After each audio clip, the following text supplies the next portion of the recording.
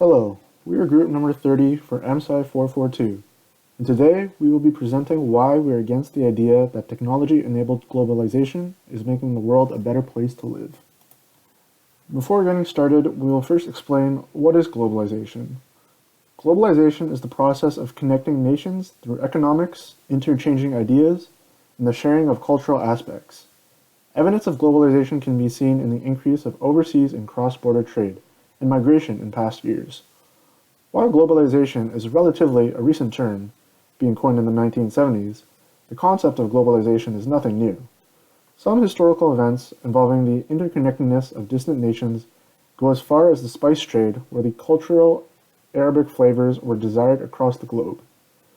The trade route stretched so far that it connected India to China and some parts of Europe. The cultural mixing and economic forces that took place make this one of the earliest examples of globalization. These days, with the existence of various technologies, globalization has changed drastically. With the advancement in transportation technology, people are able to travel out of their country with greater ease. Importing and exporting is also vastly improved, which has had a positive impact on the global economy and trade. Information technologies have also helped bring people together. With the advent of the internet, new possibilities have opened it up, making it easy and relatively inexpensive to communicate. Not only does this help connect distant populaces, it also makes overseas business meetings possible without excess preparation. While there are many arguments that could be made that argue that technology-enabled globalization is making the world a better place to live, there are many strong points that outline how it has a negative impact. Here's a summary of the key points of our presentation, and these are ideas why we think technology-enabled globalization can have a negative impact on the world. These include cultural globalization, so threats to cultural diversity and local economies. Finite resources can be used up at a faster rate, which makes countries become less and less self-reliant, and also widening of the gap between the rich and the poor. Countries that cannot afford these technologies are at a disadvantage. The first point we'll talk about is cultural globalization. Nowadays, there are a lot of discussions about cultural globalization, that there is a common culture that is developing across the globe. Globalization is posing a threat to the world's cultural diversity, as local economies, traditions, and languages are slowly disappearing. Indigenous cultures have been changed by globalization through trade, migration, tourism, information and communication technologies, and media. This is seen in the widespread of Western culture and the use of English language around the globe. We can see a specific example of this by examining the languages across the world. There are roughly 6,500 languages worldwide, and 9.2% of those have less than 10 speakers. Since 1960, we have lost 20 entire language families, and every year more and more languages disappear as more people start to learn the world's language, English. English has taken over many languages through the internet, movies, music, and businesses that have spread across multiple countries. Information regarding cultural traditions are passed down through native language, like telling stories and writing poems.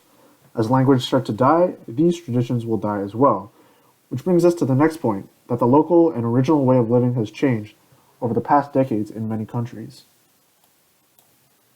The culture of many developing countries have been changed through globalization, and they've been affected mostly by Western culture. The use of information communication technology, such as the internet, mobile phones, email, satellite TV, makes it easier to see how the American and European cultures are different.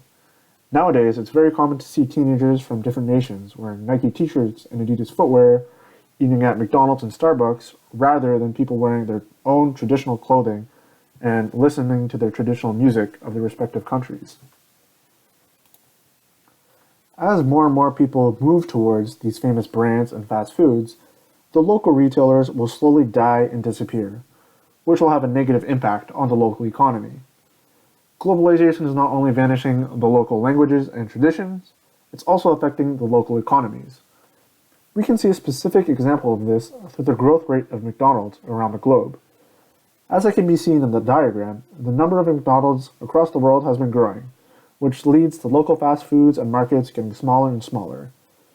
As most developing countries start to imitate the Western culture, it's easier for Western society to appropriate other cultures and not acknowledge the origins of things. For an extreme example, consider a country with zero imports. In order to prosper, the country must make effective use of their resources. They cannot rely on external resources and must adapt to succeed with what they have. Now let's take a closer look at information technology's effects on the local economies. Number 1. Finite resources are used up at a faster rate. The ease of transportation of goods increases the overall consumption of the goods. This leads to countries becoming less self-reliant and just importing the things that they need. For example, rather than reducing oil dependence, countries can simply import more oil, which can be more financially viable over the short term. While the world's reliance on fossil fuels is a popular issue that is trying to be resolved through the use of renewable and nuclear power sources, it has been predicted that they will still be primarily used for many years to come. The more connected the world's economic bodies become, the more trade and production will increase.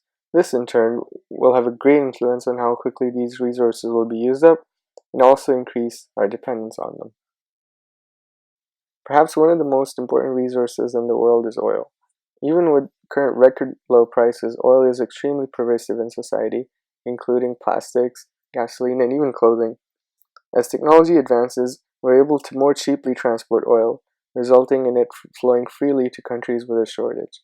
This may seem like a benefit for all countries involved, but it has a negative environmental impact. As the ease of transportation increases, there is less incentive for a country to reduce their dependence on that resource. Coming back to our example of a country with zero imports, in order to prosper, the country must make effective usage of their resources. They cannot simply rely on external resources and must instead adapt to succeed with what they have. This could include reducing oil dependence, increasing energy produced by renewable methods, or aiming to reduce energy consumption. However, the reality is that technology has connected countries and their resources more than ever. While the example of such a country is an extreme example, the premise is sound. Through advances in technology and the ever-increasing globalization of energy, countries have no incentive to wean themselves off fossil fuels and continue to damage the environment instead. According to the US Energy Information Administration, between 2000 and 2014, China tripled their energy consumption. Over the same span, their energy production only increased by 2.5 times.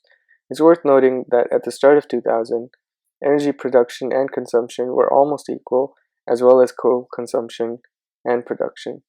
In 2014, coal consumption outpaced production, forcing China to import to meet their needs rather than reduce their fossil fuels dependency. Instead, China produced almost a third of the world's CO2 emissions in 2014. In 2001, China joined the World Trade Organization and since then have made strides in economic and social terms, becoming one of the largest merchandise exporters. However, this has had great implications on the consumption of fossil fuels and energy. The sudden increase in manufacturing could only be supported by an increase in energy use, which has a direct effect on the consumption of fossil fuels. According to the US Energy Information Administration, China's coal consumption and production has been on the rise since 2001. Number 2. Widening of the gap between the rich and the poor. Technology accelerated globalization is driving businesses to other areas of the world with cheaper labor. As a result, those areas are not able to impose higher minimum wages for their workers, as it will negatively affect the economy. Therefore, the poor people remain poor and must try harder to overcome their financial issues. On the other hand, businesses in wealthier parts of the world, such as Canada and the US, are deciding to cut jobs in favor of replacing these domestic workers with foreign, cheaper labor. As a result, the low and middle class families are experiencing job loss. However, the owners of businesses that are deciding to ship jobs overseas are doing it to reduce costs and increase profits. As a result, the companies are more profitable, allowing them to move up the corporate ladder. This economic impact is very apparent in Alberta and Calgary. And we also see that it affects poor countries more because poor countries cannot take advantage of the benefits of globalization the same way that a resource abundant rich country can. According to William Waldegrave, Vice Chairman of Investment Banking for the UK operations of UBS Investment Bank, inequality between rich and poor countries is getting better. There is a growing gap between rich and poor within our own advanced society. In conclusion, the stance against the idea that information technology is making the world a better place to live in can be justified through the arguments of cultural globalization, which poses a threat to cultural diversity, and the two effects that we discussed of information technology on local economies, which are the trend in increasing usage of finite resources, the idea that countries are becoming less and less self reliant and negatively impacting the environment as a result, and the trend in the widening of the gap between the rich and the poor, the idea that countries that cannot afford technologies are at a disadvantage. Thank you for listening.